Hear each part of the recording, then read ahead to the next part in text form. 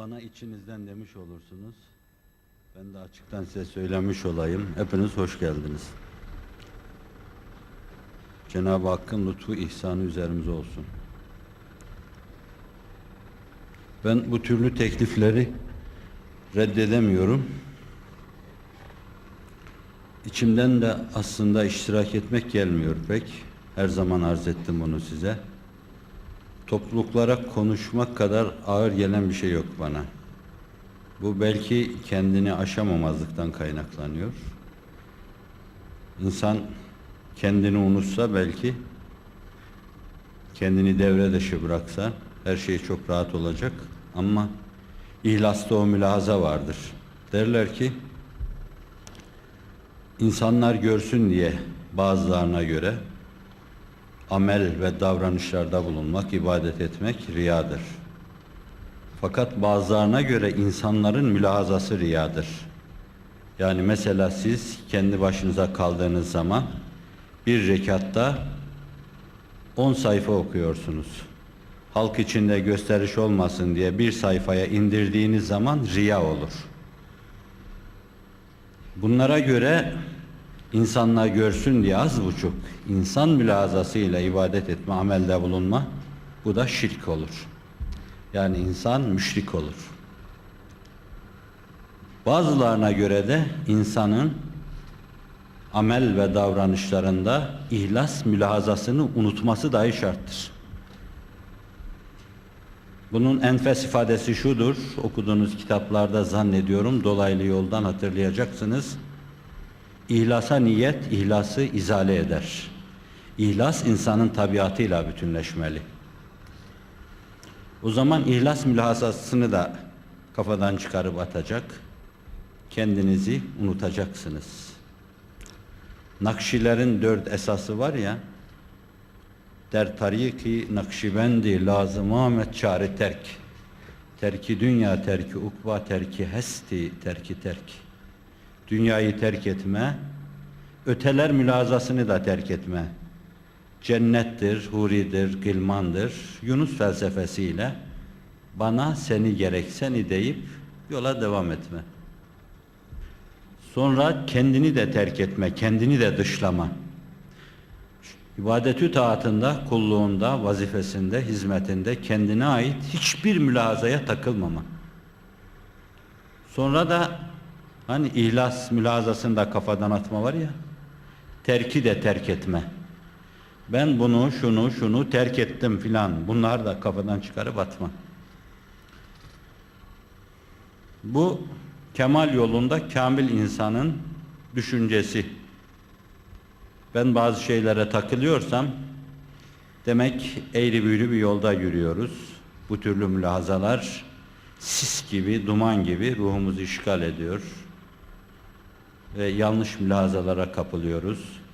İşte sizin huzurunuza çıkmama, konuşmama, halk karşısına çıkmama düşüncesi, niyeti de zannediyordum buradan kaynaklanıyor. Yine de kalbimin katmanlarında saklı olan şeylerin ne olduğunu bilemiyorum.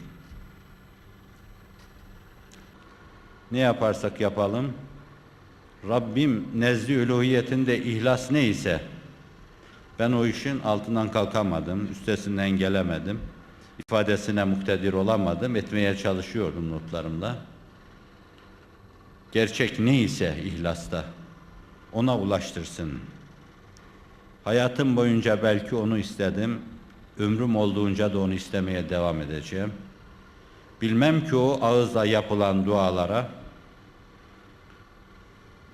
lütfedilecek bir şey midir? Yoksa bir fiil ve davranış, fiili bir istekle mi tahsil edilir? Ama ben ağzımla istemeye devam edeceğim.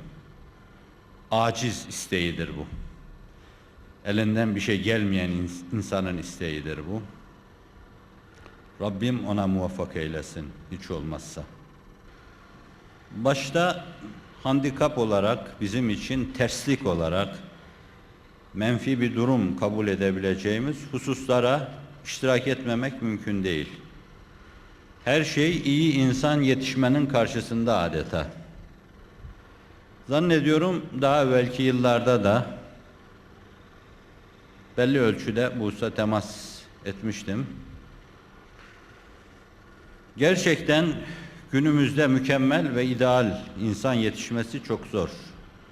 Sokak bu işin aleyhinde, çarşı pazar aleyhinde, hatta denebilir ki bir ölçüde. Onlarda dini hayatı mayalamak için kurduğumuz müesseseler de tam lehlerinde değil, bir ölçüde o da onların aleyhinde.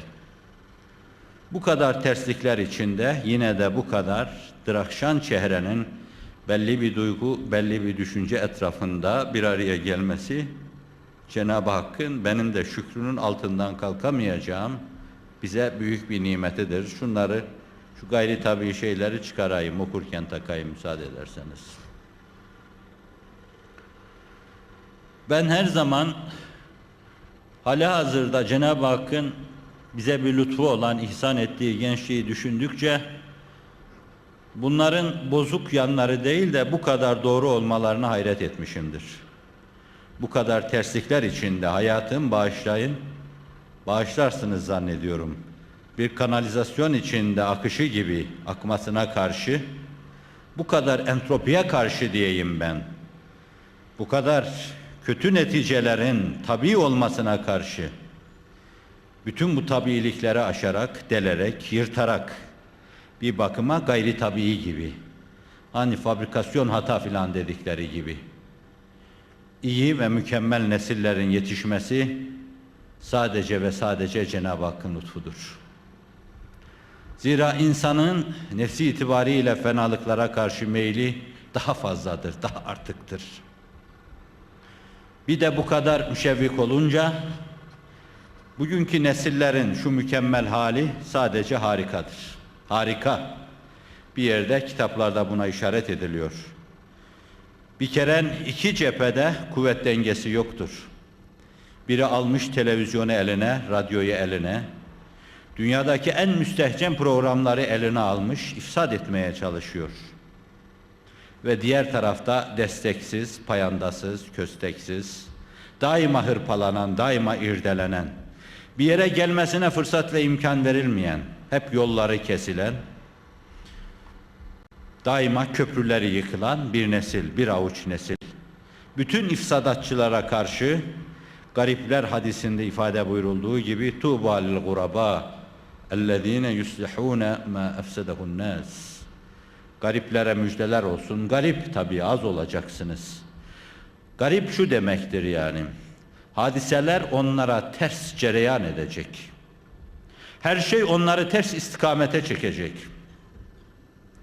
Bütün tekevünler, oluşumlar hep onlar üzerinde menfi tesir yapacak. Bütün bunlara rağmen onlar bu gariplikleriyle istikametlerini koruyacak. Bundan öte yuslihune ma afsedehun nas. İnsanların bozgunculuk yaptıkları vadilerde onlar ıslahı temsil edecekler. Fesada karşı koyacaklar. Biraz evvel öyle geldi ağzıma. Entropiye karşı en mükemmeli bulmaya çalışacaklar. Dıştan buna bakıldığı zaman ki ona dıştan Allah bakıyor. İçini dışını Allah görüyor. Ona dıştan meleği âlânın sakinleri bakıyor. Ona dıştan ruhaniler bakıyor. İşte bu farklılık çok iyi hissedilecek. Siz işin içinde bulunduğunuzdan dolayı belki bunu anlayamayacaksınız.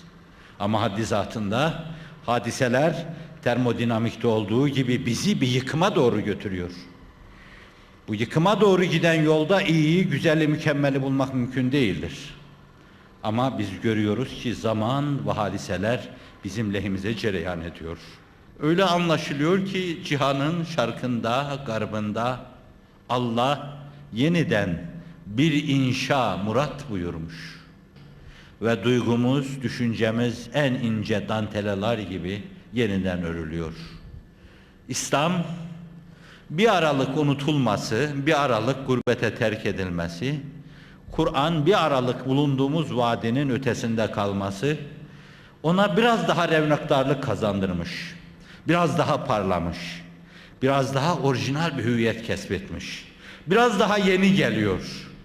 Zannediyorum saf, temiz soluklarımızla, soluklarınızla, gelecek daha temiz nesillerin soluklarıyla ifade edebilsek, sair dinlerin salikleri ve küre-i arzın kıtaları, bazı kıtaları cemaatler halinde fevç fevç Hazreti sahibi zamanın dediği gibi İslamiyet'e dehalet edecekler. Eğer İslam'ı ağzımızla söylerken ef'al ve hareketlerimizle temsil edebilsek, evet sair dinlerin salikleri, belki küre-i arzın bazı kıtaları İslamiyet'e dehalet edecekler. Müsaadenize sığınarak bir diğer hususu daha arz etmek istiyorum. Sonuna geleceğim. Fatihler, Yavuzlar nasıl yetişir?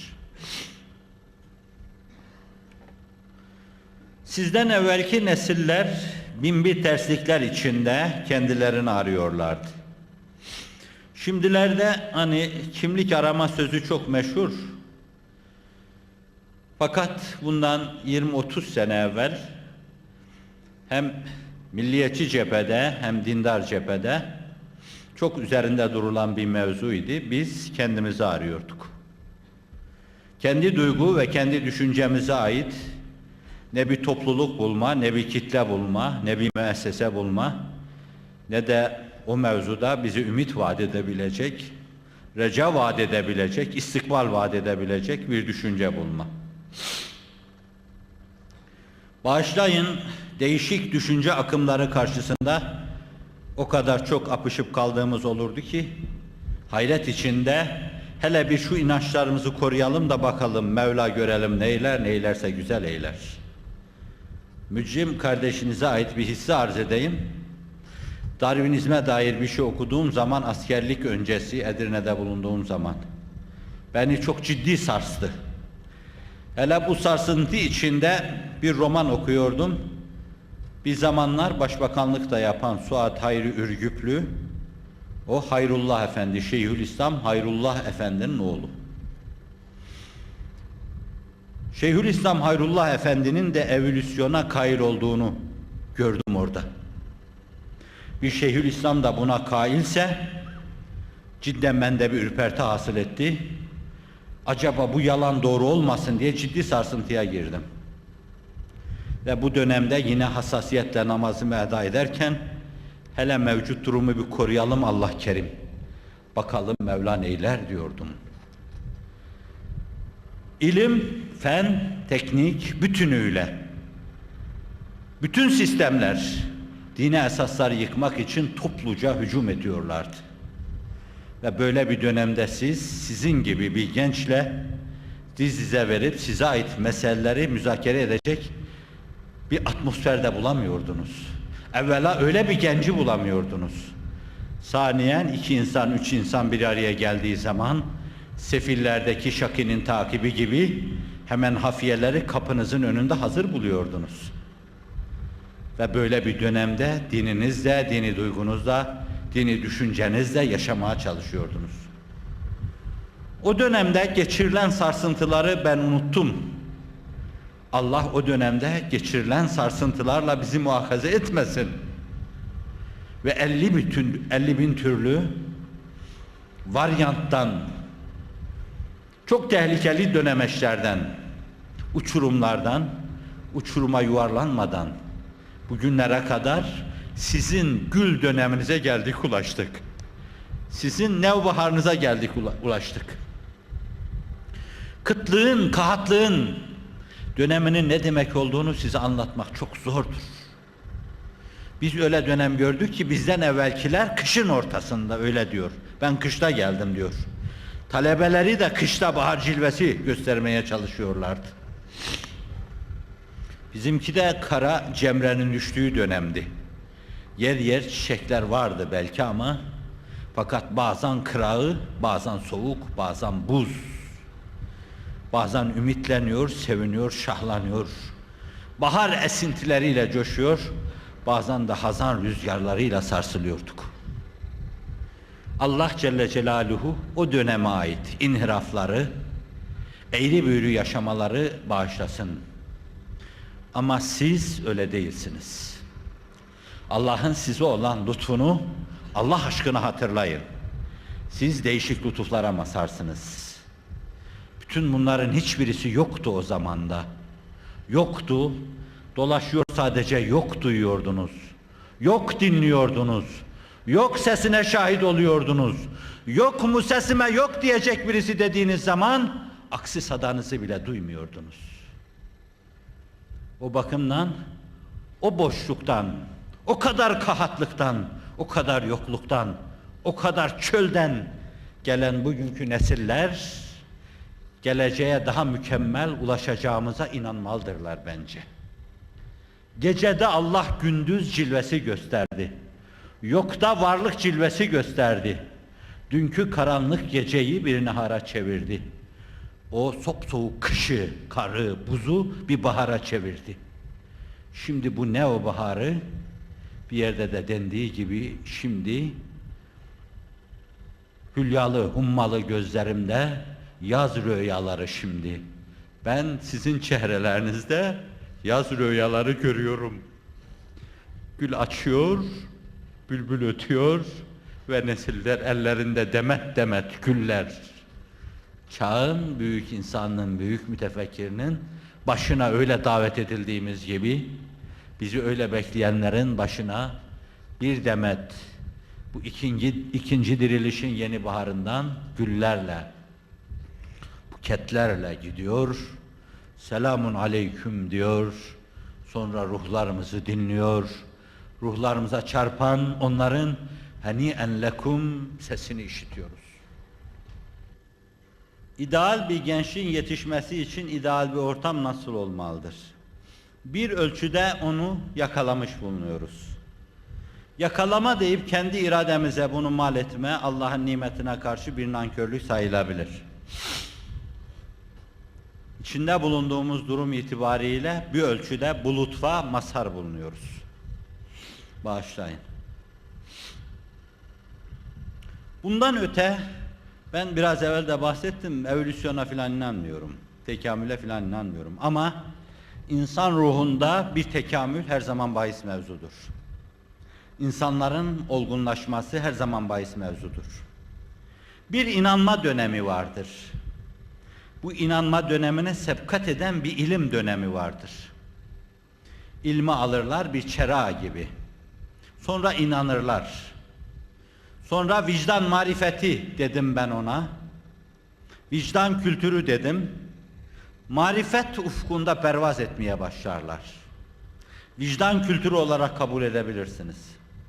Yani temrin yapa yapa benimseme, lazımı gayri müfarikimiz haline getirme, tabiatımızın bir parçası haline getirme, Allah bilgisini, inanılması gerekli olan şeylere inanmayı ve sonra muhabbeti ilahi semalarında kanat çırpma, sonra zevki ruhani deryalarına yelken açma ve bir daha da o ezvakın derinliğinden geriye dönmeyi düşünmeme.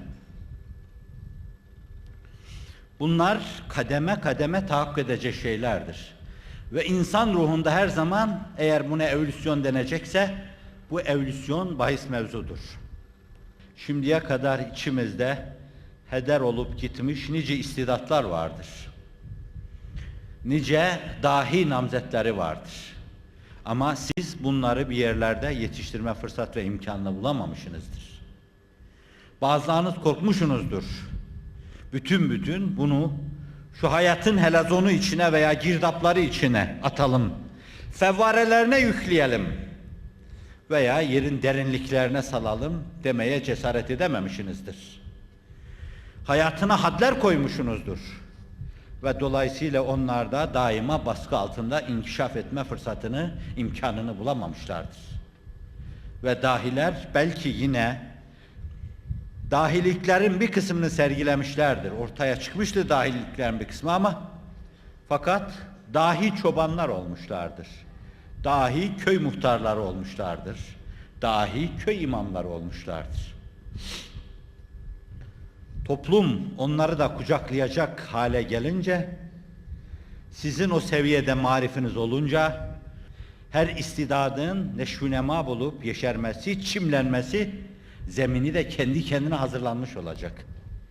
Ve derken, işte anasından doğarken dahi doğan fatihler, Yavuzlar, çok iyi yetişmeleri için kendilerini çok iyi yetiştiren bu zemin içinde bulacaklardır.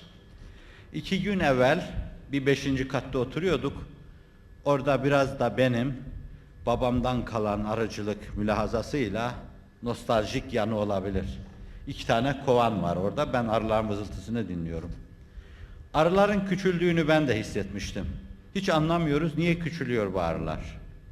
O işten anlayan bir ziraatçı arkadaşımız geldi. Senelerce o işi yapmıştı üretme çiftliklerinde. Açıp kovanlara bakınca bize şöyle dedi. Arılar bu peteklerde yavru yapınca, yuvalanınca çıkarken dışarıya doğru kabuklarını bırakıyorlar. Biri kabuğunu bırakıyor, öbürü de kabuğunu bırakıyor derken petekte o yuvalar daraldıkça daralıyor. Bu defa onun içinde meydana gelen yavrucuklar da minik minik oluyor. Arz edebildim mi? Bir arı peteğinde dahi zemin büyüyebilecek, gelişebilecek, bütün istidadıyla inkişaf edebilecek minik bir varlık üzerinde bu kadar tesiri oluyor. Böyle bataklıkta, çorakta, istidat dahiyane dahi olsa, anasından çok dahiler bile doğsa, çok dahiler de olsa bile, eğer dahileri yetiştirecek zemini bulamazlarsa, o kafada insanları, muallimleri, mürşitleri bulamazlarsa, bir ölçüde belki yine zuhur edebilirler. Fakat sizin beklediğiniz Fatih gibi, Yavuz gibi dahiler, Abdülhamit gibi dahiler ve Hazreti Sahibi Zaman gibi dahiler yetişmez yani bu zeminde. Yetişmişse, eğer bu devirde de bazı insanlar yetişmişse, ona Hudayi Nabit deriz. Allah onu kara, buza, doluya rağmen hususi lütuf seralarında yetiştirmiş deriz. Açmış lütuflarını, gel gir demiş. Ey talibi feyzi huda, gel halkaya, gir halkaya ve eman bul. Girmiş, eman bulmuş ve inkişaf etmişler. Bu da 3. fasıl.